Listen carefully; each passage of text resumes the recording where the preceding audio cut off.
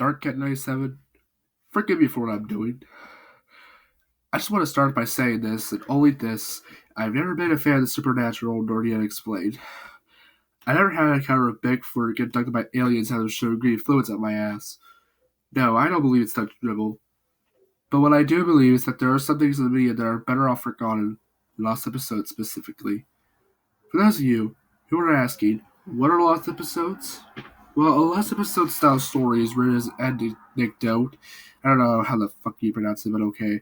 By the offer about an unaired horrific episode or even unfinished of a television show that I intentionally found. Catch it late at night during its first and only airing, find it on old VHS tape, or even be part of the production crew or studio that aired the show. The show itself can be real or fictitious. I don't know how to pronounce that, but there are like some weird words I never heard of, and are typically animated and/or aimed at child audiences. The episode is described as almost always crude, low-budget appearance, just in nature. Divided. I can't really read these words, but okay. Dividedly heavily into tone, subject matter for the original show. Themes of death, murder, torture, suicide, depression. Other macabre topics are common. The show is animated or painted with puppets. The effort described as either being low quality or hyper-realistic. A vague and rather overused term that typically implies that the character/events are somehow real, or there's way more detail than a typical TV show budget would allow. Sometimes entire seasons or whole shows can be lost, along with commercials, infomercials made for TV movies. Any evidence beyond the author's word has ever been destroyed, hidden, or had existed at all, implying the episode was created by supernatural means. In recent times, these pastas have been considered somewhat cliche and fall out of fashion on sites such as /x/ don't know how to read that. Please note that this wiki no longer accepts lost episodes pastas, or as per other wikis, blacklisted subjects, but that doesn't mean that things within that specific genre could be real or not. Now, I used to be an intern at PBS. I know the old cliche. I was an intern this, that, or the other, but hear me out. You'll change your mind once you hear my story. I promise you. But now, before I get to my story, let me ask you this. Why is it that Blossom from Fetch of Rough Men never spoke throughout the entire show? Not once. Well, of course, this very question has been bubbling in every kid's head whenever episodes of Fetch came on the television screens. So questions like this is relatively normal for children at a young age. You may have not noticed this, but I worked on the show as one of the cameramen, filming the kids who were going to specific areas in different countries, learning about certain things that Rough Men tells about television. This episode, however, was nothing like many episodes we would work on. Showing that this was the early pilot episode we worked on. We first worked on around Monday, May 27, 2006, 2 days before we worked on the very first episode. The pilot also showed Blossom talking in full sentences, which was really decent when she interacted with children who came to participate, whatever chore Ruffman wants them to accomplish. But the most astonishing thing about this pilot is that Blossom was revealed to be a fan of the Merry Wives and Windsor of William Shakespeare. It starts with Ruffman working on a script for the next episode of May Furious, specifically the episode Good Dancing and Bad Breath. Hey, Blossom, he says. What do you think of this? In the mid-18th century, a group of economic theorists led by David Hume and Adam Smith challenged fundamental mercantilist doctrines, such as the belief that the world's wealth remains constant, that a stake only increases wealth as the expense of a state. Blossom just raises her eyebrows as she smirks at Ruffman. Did you just write about capitalism? Well, duh. That's what the episode's about, right? What about dancing and bad hygiene? The kids has to learn about those. Dancing, bad hygiene. What does those have to do with capitalism? Blossom just rolls her eyes and places her paws on her side. Do I have to spell it out for you? The main sources of infection in the home are people who are curious or are infected. Food, particularly raw foods and water, domestic animals in the U.S., more than 50% of homes will have one or more pets. Sites that accumulate with stagnant water, sinks, toilets, waste pipes, cleaning tools, face cloths, etc.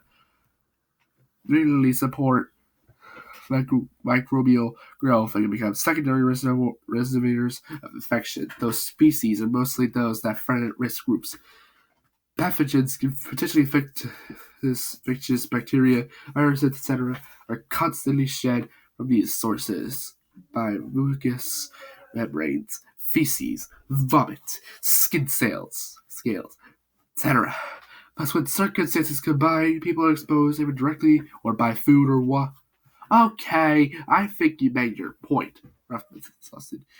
You sure talk a mouthful. Now we need a subject for episode 2. Anyone got any ideas? Maybe we can have them learn about biomachining, or the process of using lymphotropic bacteria to remove material from metal parts. Contrastive chemical machining methods such as chemical milling and physical machine methods. But also, think about it. What if the kids hurt themselves or something? Robin began thinking and suddenly snapped his fingers. I got it! Maybe we can send kids to learn how to ballroom dance. And two of us find out how to prove that dog mouths are cleaner than human mouths. That'll work. Russell smiles. What do you think, Chet? Think that's a good idea? Ruffman asks, and Chet just squeaks. Ruffman then looks at the script and begins to putter. But the problem with that is, what are we going to teach kids about today's subject? I wish I knew actually. Well, I know that this biomachine is way too dangerous for kids. So those kids do a simple thing as smiling. Maybe already ambulance faster than you can say bacon. What are you talking about more pizzazz? The two begin to ponder what to have the children learn about. Until a light bulb appears over Rushman's head as a big double could spur across his face. Oh, wait a minute, the sun's coming up. How about having them learn about space? That's cool, I guess. Watson replies for arms crossed. I was thinking about having them learn about dinosaurs and cavemen. The usual thing. Maybe some other time, Rushman says. But right now we have to get ready for our first episode. Oh, all right. But don't do anything we might later regret. Like the time that you were on the interview with Leonard King. I know I shared how joked about his bypass surgery. Ruffman mumbled under his breath, but he shrugs and says, Don't worry, Blossom, babe. Everything's under control. I mean, what's the worst that can happen? As Ruffman leaves, Blossom turns to the viewer and says, Why do I have the feeling that everything's not under control? Then the intro begins. I have to say, this pilot started out really impressive as I look back at it now, but that's not the reason why I'm here. As the intro ends, the episode began, the children came out of the usual doghouse, Ruffman appeared on the TV. It's practically the same as the first episode, 3, 2, 1, blast off, but with Blossom speaking in full sentence and giving kids words of advice. There are quirky up jokes to make the viewers laugh. There was even a receiver Ruffman would get some words of advice wrong. I've also hip bump him out of the way. Your typical cartoon sound effects play to fix Ruffman's mistake. During the episode, Blossom looked at the clock on the wall. Her eyes grew wide. Oh no, I'm late! Ruffman sees us and walks up to her. Whoa, wait a minute. What do you mean you're late? Then it hits him.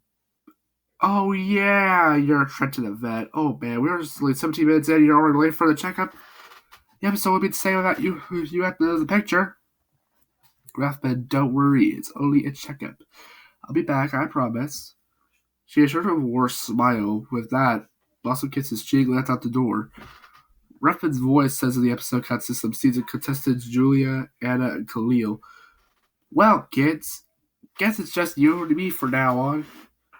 Since Blossom's going to the vet, I'll have to fill in for her till she comes back. Hope she's gonna be okay.